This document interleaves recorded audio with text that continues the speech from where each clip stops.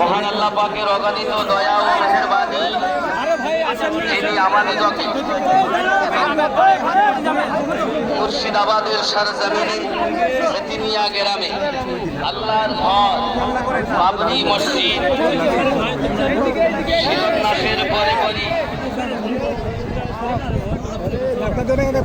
প্রত্যেক ওয়াক্তের নামাজ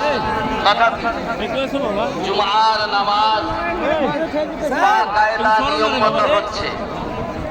আল্লাহ পাকের দয়া আমরা সেই বাবরি মসজিদে জুমার নামাজ পড়ার জন্য আসতে পেরেছি। আল্লাহ শুকরিয়া, সবাই বলি আলহামদুলিল্লাহ। পরে নবী ও কাওন মাকা রাহমাতুল লিল আলামিন শাফিউল নবী রাহমাতুল আশিকিন জান্নাতি দুঃখীকে সিনাতে লাগিয়ে মহান আল্লাহ পাকের পথের পথিক বানানে वाला, रोने वाला दिलকে হাসানে वाला, জাহান্নামী দিগকে জান্নাতের সুসংবাদ দেনে वाला নবী মুহাম্মদ রাসূলুল্লাহ সাল্লাল্লাহু আলাইহি ওয়াসাল্লামের উপরে কোটি দরুদ বৃষ্টির ন্যায় বর্ষিত হোক। সবাই বলি আল্লাহুম্মা আমিন। আমরা জানি আমাদের হৃদয়ে রক্ত খনন জায়গাতে রক্ত খননটা কিসের ছিল? বাবরি মসজিদ শহীদ করা। সেখানে প্রতিষ্ঠাতার নাম ছিল বাবর, বেটার নাম ছিল হুমায়ুন।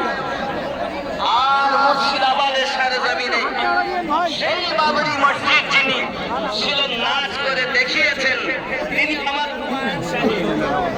নারায়ে তাকবীর।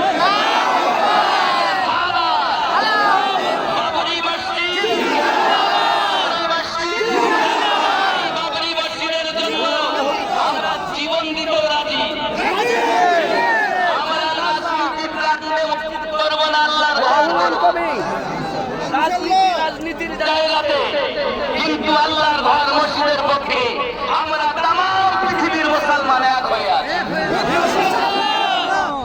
যাদের রক্ত দেওয়ার প্রয়োজন দিতে পারবেন বলুন। আজ বিভিন্ন ভাবে দুশ্মনের দলেরা, মসজিদের বিরোধী এবং রাজনীতি ব্র্যান্ডের মানুষেরা আমাদের ভাইজানকে হুমকি দিচ্ছেন এবং মসজিদের কাজটাকে যাতে শুরু না করতে পারে তার বিভিন্ন পরিকল্পনা তারা করছেন।